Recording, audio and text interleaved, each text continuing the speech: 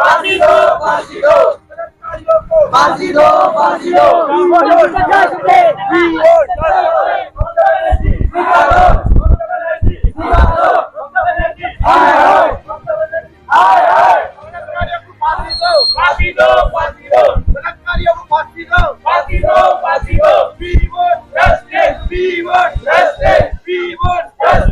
कानून व्यवस्था।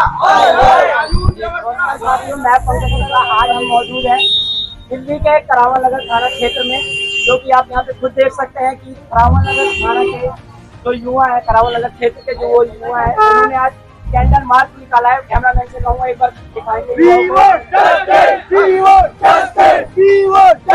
बलात्कारियों को फांसी दो, फांसी दो। जो कैंडल मार्च निकाला गया है, ये महिलाओं के खिलाफ हो रहे अत्याचार, महिलाओं के लिए हो रहे अत्याचार के खिलाफ जो है कैंडल मार्च निकाला गया है। आइए हम यहाँ के युवाओं से बात करते हैं, ये क्या चाहते हैं आखिर। सर नमस्कार, आपका नाम क्या हुआ सर?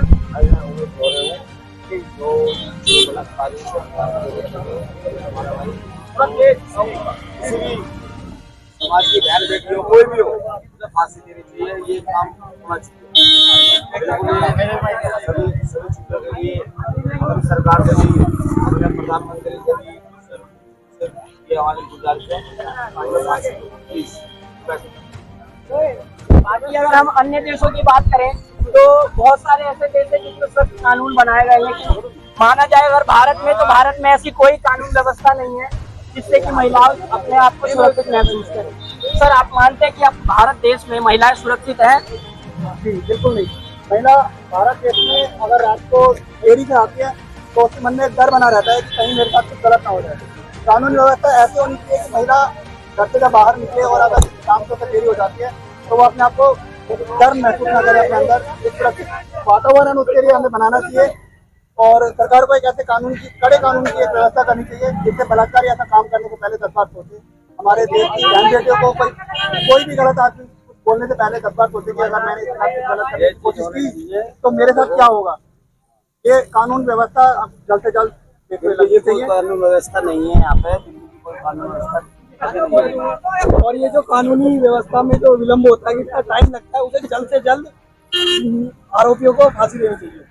अगर हम बात करें अपने ही करावल नगर थाने क्षेत्र की, तो इस क्षेत्र में हाल ही कुछ दिनों पहले ही 13 अगस्त की बात है, 13 अगस्त को जो है एक घटना घटती है। 9 साल की एक लड़की है करावल नगर थाने क्षेत्र में, जो कि नाबालिग है, उसके साथ एक दुष्कर्म का मामला सामने आया है। लेकिन अभी तक, आज 18 तारीख है, इस काम को बीते हुए कम से कम 1 हफ्ता हो चुके हैं, लेकिन अभी तक क्या लड़की को इंसाफ मिल पाया है? नहीं मिला। आखिर आप लोगों ने जो बैनर पे लिखवाया है, एक बार मैं कहूँगा कैमरामैन से एक बार सही से दिखाएं, आखिर जिम्मेदार कौन?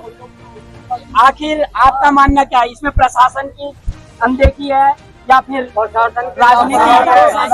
प्रशासन ही कुछ करता, हमारा कुछ कानून व्यवस्था कुछ करता बनेगा, उसका उसका काम होगा। ये पैसे के ऊपर है और कुछ नहीं है। सरकार सिर्फ पैसे में बिकी हुई है। सरकार क्या, थाने के अंदर SHO कांस्टेबल सब बिका हुआ है, सब बिका हुआ है। सबको पैसा चाहिए, सबको अपना घर बनना चाहिए और कुछ नहीं। सब अपनी कुर्सी को चाहते हैं और कुछ नहीं चाहते। अगर आज कानून व्यवस्था ये होती तो कोई नाबालिग के साथ में ऐसा दुष्कर्म करने से पहले 4 बार सोचता और ऐसा करेगा। आगे की सरकार से हम ये अनुरोध करेंगे कि ऐसा आगे से बिल्कुल कभी किसी के साथ में ना हो। जैसे अन्य देशों में डायरेक्ट फांसी दी जाती है बड़े चौक में, ऐसा होना चाहिए हमारे देश का कानून। कोई बलात्कारी सोचे भी ना बिल्कुल भी कुछ गलत करने के लिए। बलात्कारी क्या, कोई चोरी करने के लिए। हमारे यहाँ तो भाई इतना है, क्या नाम, अगर कोई चोरी भी कर ले 5,000 रुपया आएगा, थाने में 10,000 जाएगा, घर आके आराम से हो जाएगा। जिसके घर में चोरी हुई है उसको कुछ सामान नहीं मिल सकता उसका बिल्कुल भी। यहाँ तो चोरी और बलात्कारी भाई साहब कुछ नहीं, सब कुछ। कानून व्यवस्था हमारे यहाँ कितनी गंदी है, बहुत ही गंदी। ये कानून व्यवस्था हो जाए, देश एकदम सुरक्षित है, बहन बेटी सुरक्षित है हमारी। अगर इसी देश की बात करी जाए, तो इस देश के जो राजनेता है वो एक अभियान चलाते हैं, बेटी बचाओ बेटी पढ़ाओ। क्या आपको लगता है कि ये अभियान जो है वो चला है, ये चीज सही है? सिर्फ बेटी बचाओ, बेटी बची नहीं, बेटी पढ़ गई पर बेटी बची नहीं। वो जो डॉक्टर थी हमारी बहन, पढ़ी हुई थी, कितनी पढ़ लिख के अपने माँ बाप का घर चला रही थी, जैसे तैसे करके अपने डॉक्टर बनी, की जीवन भी बचा रही थी। जैसे कि देखा जाए वो अपने साथ में जॉब के साथ साथ किसी का जीवन भी बचा रही थी और उसके और साथ उसी में जो का ही कर्म जीवन हुआ भी बचा। ये बहुत गलत कर्म हुआ है। उसी का ही जीवन नहीं बचा। We want justice! We want justice! We want justice! We want justice! We want justice! महिला दिल्ली में जो या फिर पूरे भारत में जो महिलाएं हैं आखिर अपने आप को कब तक